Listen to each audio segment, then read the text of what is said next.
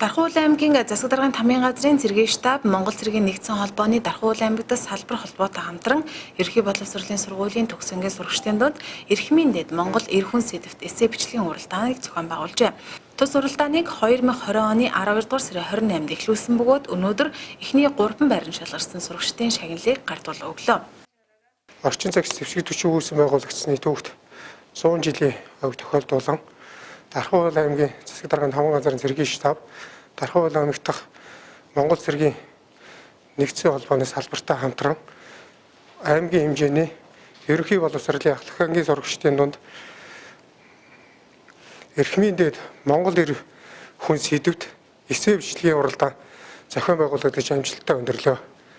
Эрхмийн дэд Монгол эр хүн сэдвт эссе бичлэгийн уралдаанд амжилттай оролцсон ахлагчийн сурагчдаа баярсан талархснаа илэрхийлье. Тэргүүн байранд Дархан сумын 16 дугаар сургуулийн 12 дугаар ангид сурагч хонгор зул шалгарсан бол удаах байруудад инхчин даваа цэдв нар оржээ. Шалгарсан эхний 10 сурагчдын бүтээлийг Улаанбаатар хот дахь Монгол цэргийн нэгдсэн холбоонд хүргүүлсэн байна. Эндээс улсын хэмжээний шилдэгүүд тодорхой юм а.